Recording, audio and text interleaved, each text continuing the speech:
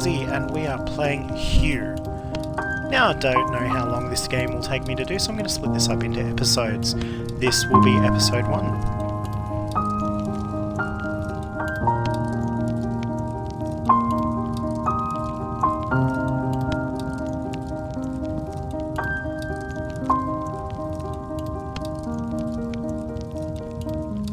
Without further ado, let's jump on in.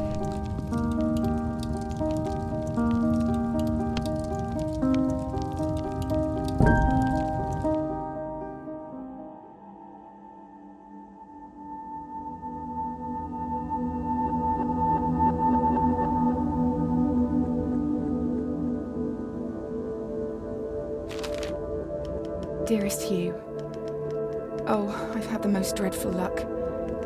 I feel terrible that you've been left alone all this time. The traitorous Dr. Gray tried to steal the annular spectrum, a ring I developed to allow perception and alteration of colour.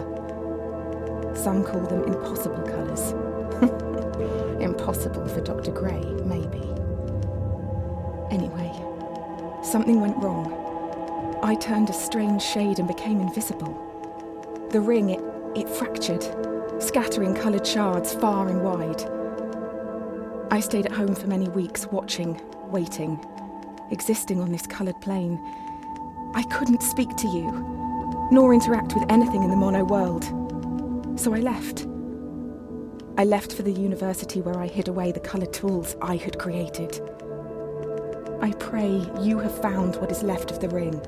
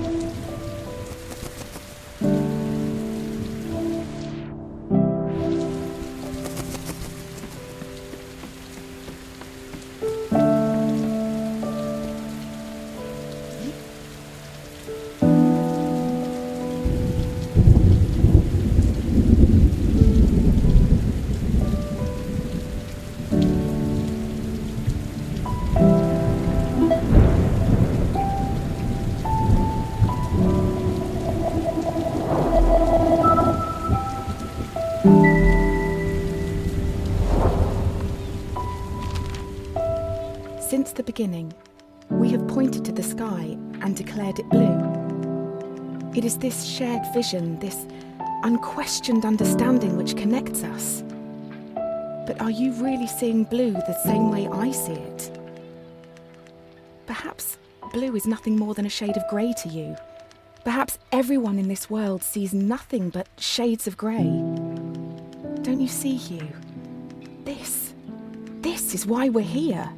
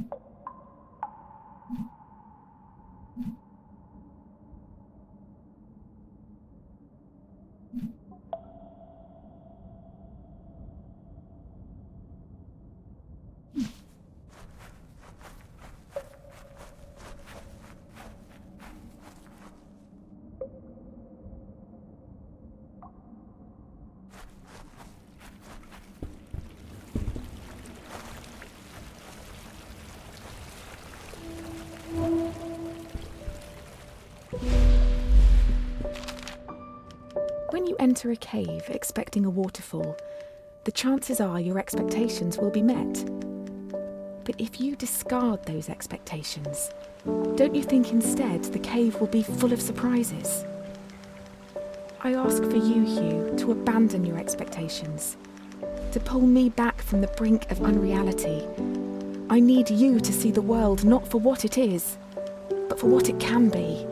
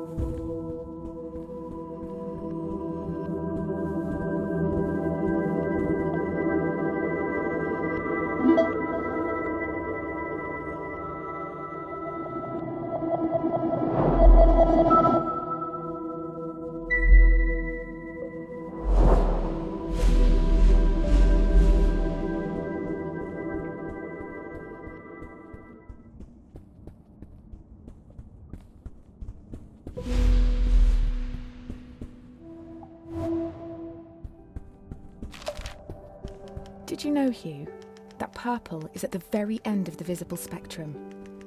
It's the hardest colour for our eyes to distinguish. Now, imagine a shade one step further than purple, a colour beyond what we can actually perceive. We call these impossible colours. And I fear that this is where I currently reside. If reality is rooted in our perception, and you cannot perceive me, do I even exist to you? I'm sure that I do. I mean, you're reading this letter, or at least I hope you are. I'm sorry, but existing in this strange state of impermanence does funny things to you, Hugh. It makes you question what is real.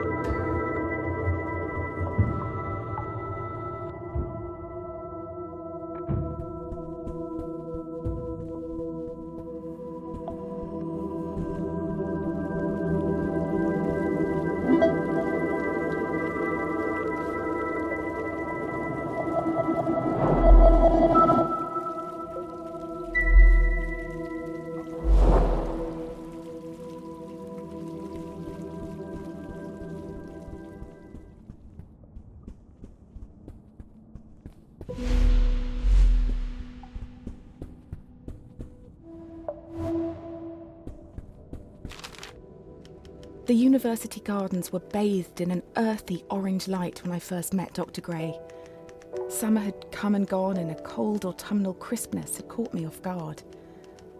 I sat on the grass, surrounded by my books and papers, when a cool breeze threatened to blow my notes across the lawn. A page escaped my reach and took flight. A man not much older than myself chased after it, catching it on his third or fourth attempt. I remember his gentle smile when he returned it. He started talking, and I was surprised that he had read my work in the university journal. He said he was a professor and that he hoped we could work together someday. It's funny, Hugh, how something so small can change so much.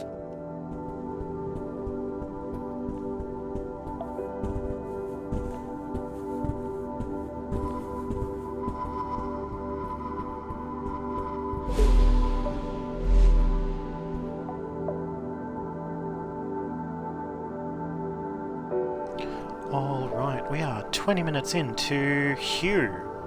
We're going to leave this episode here now. We'll see you later.